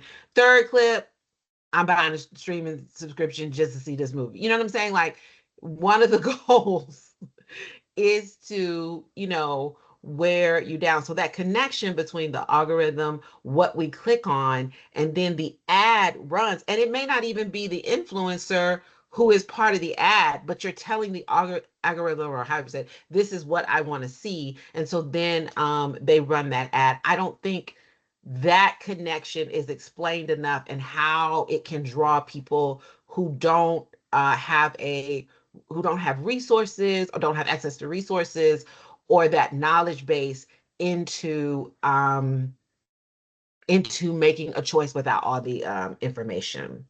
Um, so the Can next I question share is, one story, oh, go ahead, Kristen, go ahead, about sure. TikTok? I'm not on, I don't have an Instagram, but in breastfeeding class, one of the IBCLCs, we had a TikTok game. Tell me what you know. And she went in TikTok and found all the breastfeeding myths or suggestions. And we didn't learn them. We learned what they learned, which was incorrect. Don't eat a particular fruit. Don't do this. I mean, it was kind of really outrageous stuff. And I wasn't familiar with it because I'm not on the social medias, but really asking your clients, really, what did you hear about breastfeeding? That's how we always start. Tell me what you know. Yeah, that can be, yeah. And TikTok is absolutely genius. You can look up and you're on there for genius in a way that it can keep you on. You can look up and you're on there for an hour. Um, and again, just because I have a background in film, TikTok and YouTube are the best for discoverability. So they have the ability to like keep you on there for a long period of time. Um, so this is a question for Aaron. What role should healthcare systems, hospitals, human milk banks, advocates, and community organizations play in reducing harmful marketing practices? And I wanted to start with you, Aaron, because of the position that you're in.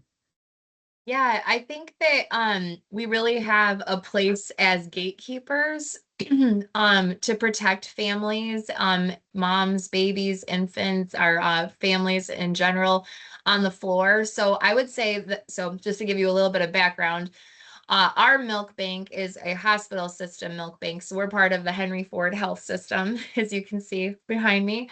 And we have, I believe, 14 hospitals in our area that we serve. Specifically, the milk bank is at the campus of the Henry Ford Jackson Hospital. And then we also serve hospitals throughout Detroit and throughout our service area. And at our hospital and at many of the other hospitals in our area, we have the baby friendly designation. And really what that means for us is that babies' first hours and days in the birthing centers that we have, they need to be protected and not influenced by these commercial interests. So I know people have shared stories about what they see in hospitals. Um, and that is something that we do not allow. That means for us that the formula reps are not allowed in the hospital. So they're not buying us lunch and influencing decision making. They can't market formula in our hospitals. If the hospital needs to purchase formula, we do have to purchase it at a fair market price. We can't get the samples, and those samples don't end up going home with families. And then in our situation, going through the steps of the baby friendly designation, led the group to think more broadly about this gap that could be left if a family really does need to supplement while they're in the hospital, and the role of the healthcare system to fill that gap. And the working group decided that starting a milk bank would be the solution for us. And so the work of that started in 2018, and I was hired to get it accredited by the Human Milk Banking Association of North America in 2023. So we've been accredited since then with the initial goal of providing donor milk throughout the health system and then to outpatients. So it's unique in our center that we're able to provide donor milk, not only to NICUs, but also to outpatients. And a big emphasis of our work is to pair donor milk with really strong lactation support. So that means that we have lactation consultants that are in the hospital. They're not 24/7, but they are there almost 24/7. They're there, I believe there's 365 days a year, and most hours of the day. They're not quite 24/7. And they are seeing every family, even if that family does say that they want to feed with formula, they're still seeing that family, asking questions, seeing if there's any additional support they need. If they need to supplement, they're allowed to supplement with donor milk. They're offered that opportunity, even if their baby's not in the NICU. And they actually can go home with 4 bottles of donor milk for free and free outpatient visits moving forward. So at that point, the care kind of transitions then to the milk bank if they need any follow-up supplementation. And what we do is work with them, every single family that reaches out to the milk bank to ask for milk. We offer them those free lactation services. Now, many of the families that are reaching out to us are already getting great lactation support. Some of them do come from the Black Mothers Breastfeeding Association. They're getting great breastfeeding support. They've received it prenatally and they continue to receive it. But now, they might still have a need for supplementation, and we can offer donor milk to support their goals while also making sure they're getting that lactation support. So hopefully while they're receiving that donor milk, they're also building their own supply, and that it's for a short time, more of a bridge to their own breastfeeding goals.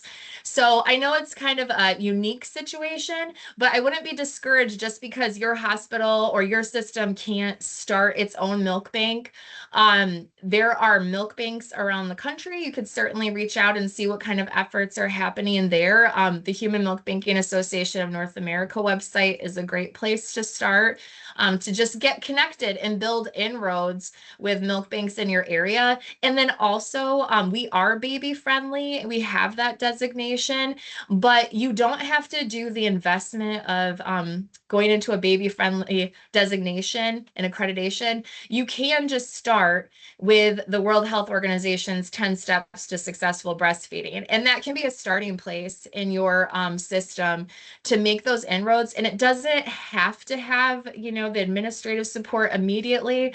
You can make those inroads yourself. So I think that we have an obligation working in these systems to protect new families and keep those voices and that influence away from these families who are navigating these just impactful, vulnerable times in their lives. And that's my stake in it, is that I think we have that role to protect and to support and lift up and help people meet their breastfeeding goals.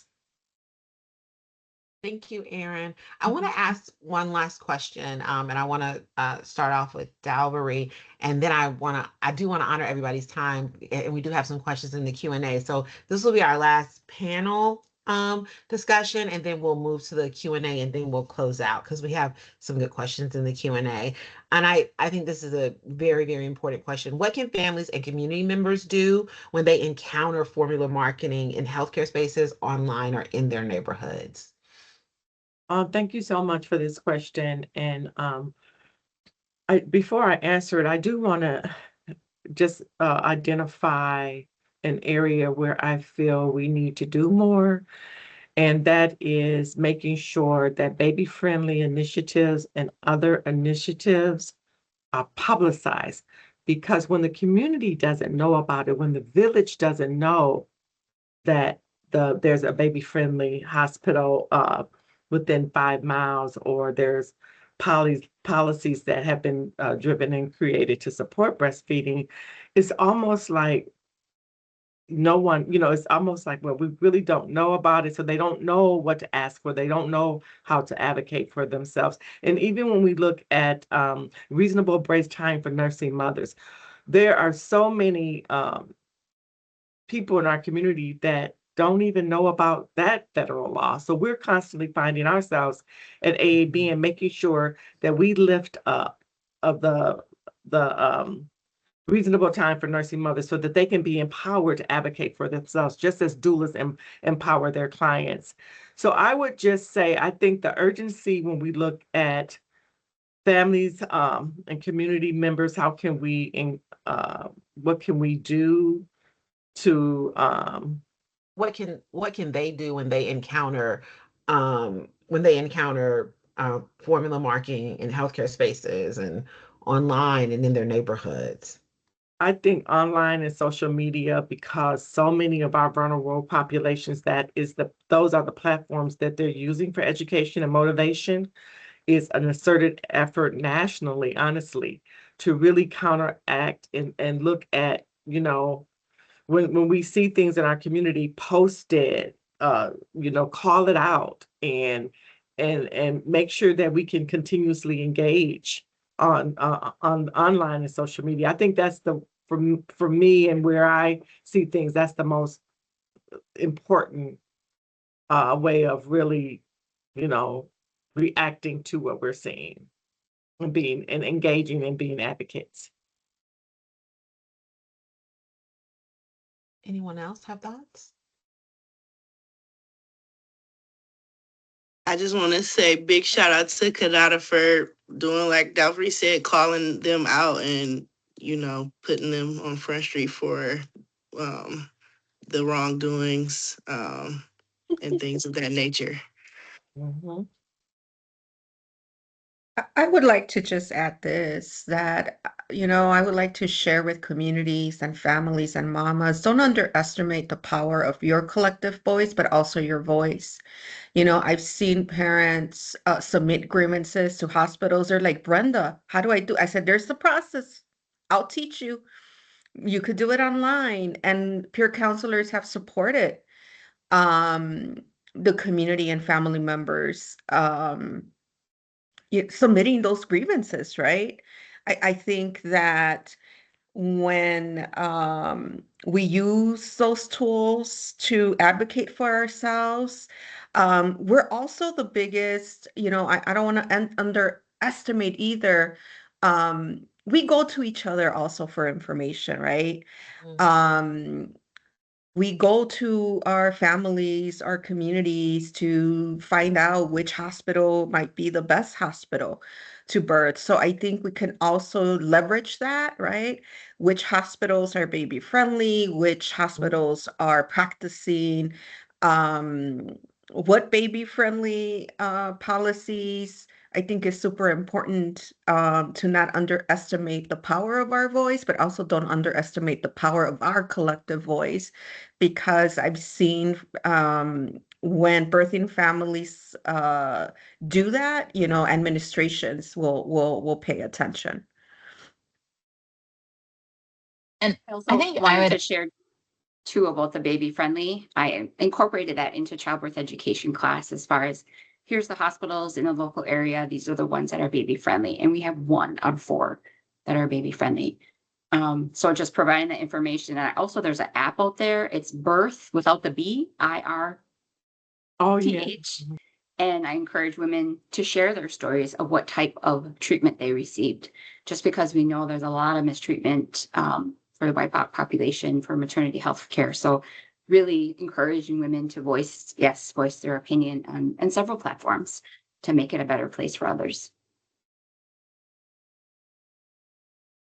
and this has been such a fabulous conversation. I think just sharing our stories. I mean, gosh, the opening. Thank you so much, Crystal. The asking of the whys are all the opening of all of our individual stories is so powerful. And um, folks don't know the history, and you don't know what you don't know, and then when you don't know it and you feel like you're the only one and this is the right decision because this is what everybody else is doing.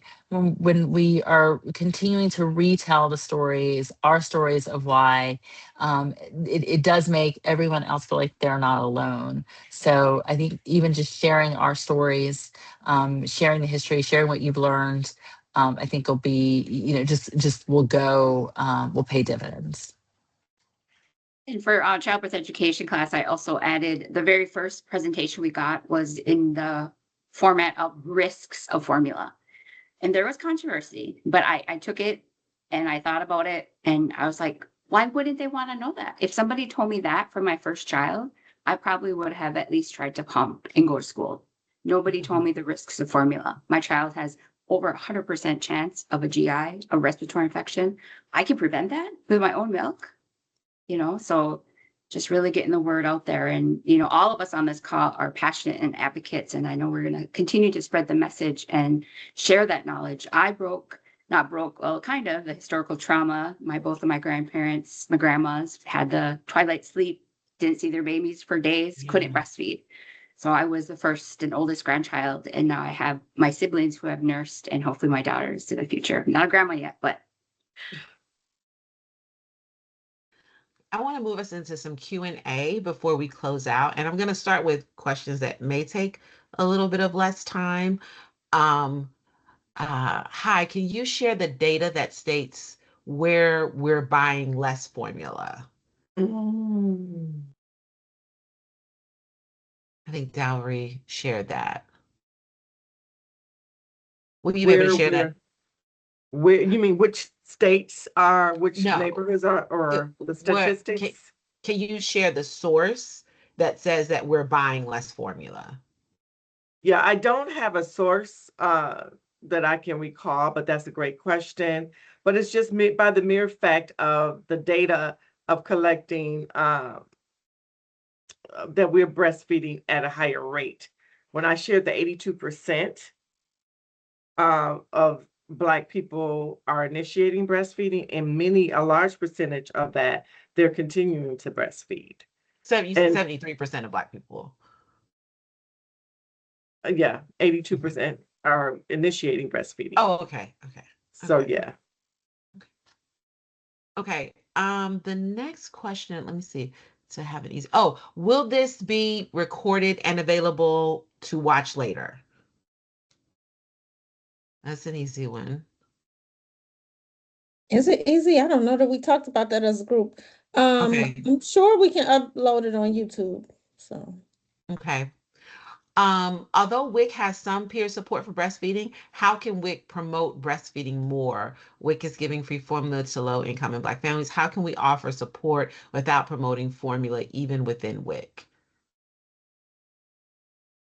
Mm, As a mom who's in WIC right now, I am, after this conversation, I am planning to talk to my WIC clinic about how they approach us with a choice as if breast milk and formula are just equal. They literally just give us a choice. They don't suggest anything. So they ask if you're breastfeeding or if you plan to use formula, and then they give you your benefits based on that, as opposed to suggesting that you talk to the lactation counselor and just setting a date, setting an appointment. Mm-hmm. Mm-hmm. I would say I've been watching WIC in southeastern Wisconsin for a number of years, and I started off as a WIC as a breastfeeding peer counselor with a degree. Um, but but I really wanted to better understand how to promote human milk feeding and how to reach my families and how to work with people. But what I would like to see in WIC is more in southeastern Wisconsin. I don't know about the other parts of the country, but here we still don't have BIPOC lactation certified people in WIC clinics that are in the front, like at the front desk, welcoming people or pictures posted of what these people look like. We, in fact, unfortunately, I heard a year or two ago, or maybe even longer, that the breastfeeding peer counselors were no longer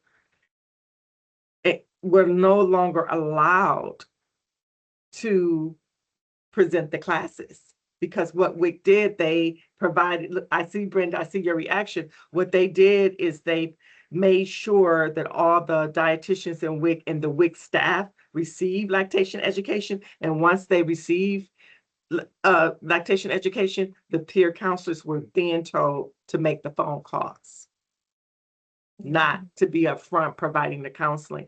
And that is a disgrace, and it has definitely impacted breastfeeding rates and just leadership in lactation. So I would like to see WIC make on a national level really make a more assertive effort of hiring more people of color and putting them in leadership positions within WIC, providing funding opportunities for them to continue their education in nutrition and dietitian, giving them scholarships to attend to go to school so where they can learn more and serve in different capacities. yeah, and And I'll note add, Ida I think too, the we home have, visiting I think the home visiting portion of WIC and breastfeeding peer counselors is important. Here in our area, it depends on the individual agency, and there are very few who are doing home visits at this time. I won't quote how many, but we really have to get back to our breastfeeding peer counselors doing home visits with the WIC program. yeah, I would say our I peer person had 12 hours a week. What can you do in 12 hours?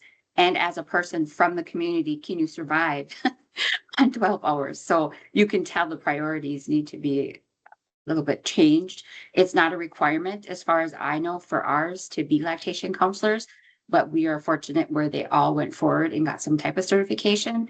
And there's one IBCLC there, and she team teaches with me for breastfeeding. okay. Our next question is You got a raised hand. I don't know if she. oh, I didn't say. Can you put your question in the Q&A, the person who raised their hand? Um, it says, I work in a very high risk hospital. We are a baby friendly hospital and have almost round the clock lactation support. We are really good at supporting breastfeeding even when it isn't exclusive. My question is, we have quite a few mothers that for either maternal or newborn reasons, medications, health conditions, um, how do we support these mothers how do we support these mothers approach to formula feeding in a positive way while guiding them away from misinformation while protecting their mental health. My question is, we have quite a few mothers that for either maternal or newborn reasons, medications, health conditions, I guess, don't know if they can breastfeed or don't know if they can breastfeed. I'm interpreting this Oh, person's question. Go ahead. absolutely. So I understand exactly what you're asking, Okay. where people have valid reasons to have hardships with breastfeeding and they need to supplement. One, making sure that the that they do have donor milk offered to them because Mm, it's usually available somewhere. It's just often very expensive. But the hospital should be supporting donor milk first.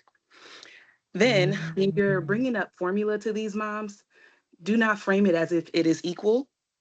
Frame it mm. as if it is a saving grace. This is the last call. It is not something that you should be ready to bank on for the rest of your breastfeeding journey.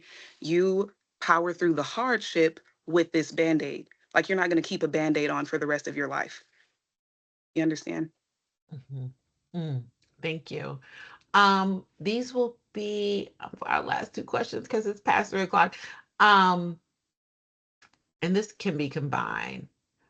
How are there any initiatives for breastfeeding slash baby friendly pediatric offices in an effort to improve duration and exclusivity rates? And how, what are some strategies for holding baby friendly hospitals accountable for doing more than just handing out flyers for post discharge lactation support? So those will be our last two questions. I know our pediatric department here is, we're in the same building, so it's very convenient. They will call the lactation counselors in WIC or myself to come in for peds. So it's really having a pediatrician that knows and admits it's out of their scope. Okay, since we had several others that, they reported something and they told them to pump and dump for 2 weeks, which was ridiculous, that type of scenario. So them at least knowing your peds and giving them the resources to use. And if they're there for the right reasons, they will definitely reach out to the most appropriate people. Another framework we're working on is one of the medical nurses is actually a CLC. So she wanted to pop in and visit the patients prenatally and then be available. She's right down by clinic to be there for peds.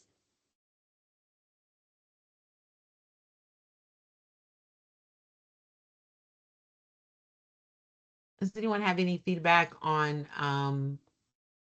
uh, how to hold baby-friendly hospitals accountable for doing more than handing out flyers for post-discharge lactation support?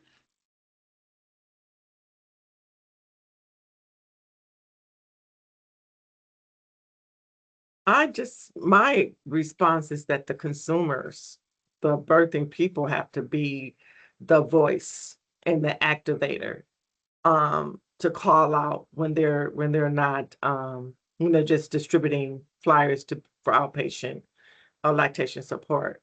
I think if we could educate and inform, pregnant people and birthing people of those practices and give them tools and motivation to respond to the hospital systems through letter writing, through requesting of meetings, through even protesting if necessary. We don't have a baby-friendly hospital in southeastern Wisconsin, so we don't have of the experience and the response that we received as an organization from hospitals was that, oh, we're implementing some of the recommendations of the baby friendly, so we feel that we're following some of the guidelines. I know that for us, even though we have that designation, sometimes, there are people who pop up and are a barrier. And I think one thing that's really helped working with Kadada's team and us having a connection between, I know it's different with the milk bank being part of our Henry Ford system, but there have been times where Kadada's team raises the flag that someone has brought up a concern, they're not having access, and they are connected with me personally. And then I can behind the scenes talk to the right people and open those doors. Just a short example is that there was a little gap where babies, when we first rolled out this donor milk program for healthy newborns, also the NICU had a policy that babies stopped getting donor milk at 36 weeks. But if you were a 36 weeker in the NICU, even though the floor babies were getting donor milk, there was this period of time where you wouldn't qualify for it. And Kadada's team brought this to me, and I was able to go through and use my inroads in the system to address this, and that's no longer an issue.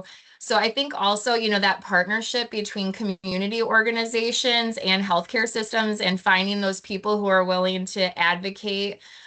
Yes, absolutely. Having people, families rise up and communicate to the teams, but also like know who your inroads are and don't be afraid to use us, because they can. I think Monica and Kadada can tell you, like, I will pick up the phone and try and follow through to fix those situations. So hopefully there are other people in your area who will do the same to advocate for those families. That's So beautiful. oh, I'm sorry. wait, I'm sorry. go ahead. No, go ahead. I just wanted to piggyback off of what Aaron was saying, us coming together with the trusted community-based organizations with the hospital systems. Maybe hospital systems can just hire more support with evidence-based information, like from peer counselor support, just to have that postpartum and breastfeeding education within, like, incorporated in the hospital systems, and just having that collaboration, because it's things that you may know that we don't know, and then vice versa, different practices and things. So coming together, I think, is just beautiful and powerful. So thank you all for what you do. So I'm gonna have to close us out. I can tell that this was a conversation that people were dying to have. There were so many questions, and a lot of people stayed on to the end. So thank you for your time. I do want to say today we talked about policy. We talked about how to hold people accountable. We talked about lobbying. Don't underestimate the power of your vote. And even if you did not vote for a particular elected official, they are still your representative if you live in their area. So I encourage you to show up and show out if you need to their community meetings. Write them, email them, call them, and ask these vital questions about breastfeeding. This breastfeeding has the impact to transform communities and to change generations. So that is another way to hold that's another way, that's another avenue of transformation. So we have an evaluation. We want to hear from you. So please give us your feedback and look out for future engagements. But we need your feedback to know how you felt about this, what you loved, what you didn't like so much. We're always open to progress evaluation so that we can elevate. Um, do we have any final reflections from panelists? And if you want to share some resources?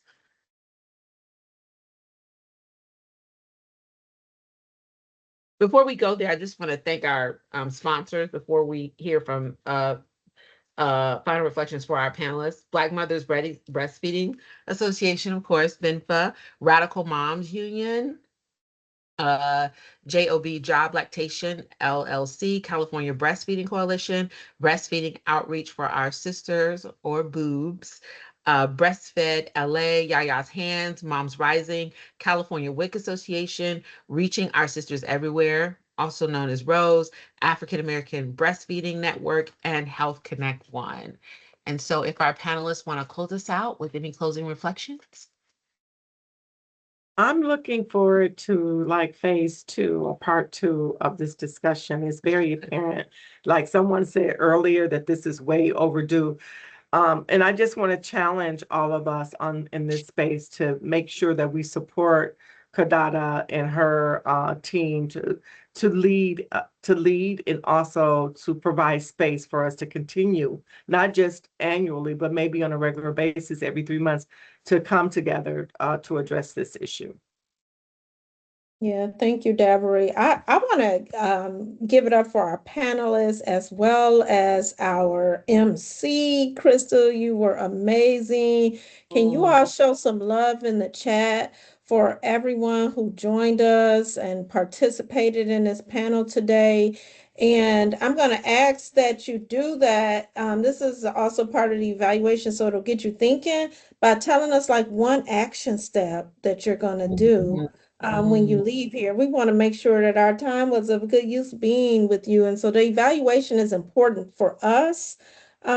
So we appreciate you doing that, and just give some gratitude for everyone in the chat and let us know what you're going to do with this information today. Report people in those hospitals and make grievances.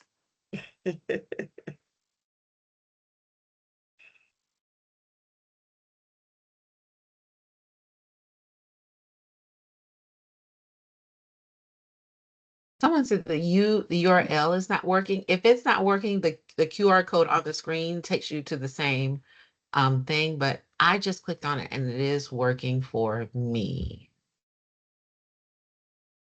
Any more closing reflections? You guys are doing great things in Michigan. Wisconsin, we're a little slow behind, but thank you for inviting me, and hope to collaborate and network again.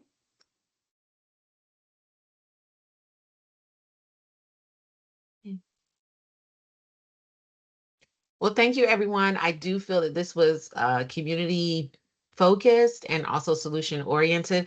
I love tangible tools. So I think people walked away with some tangible tools, some solutions, and also some language to have these conversations. So again, also, if you haven't, please look out for future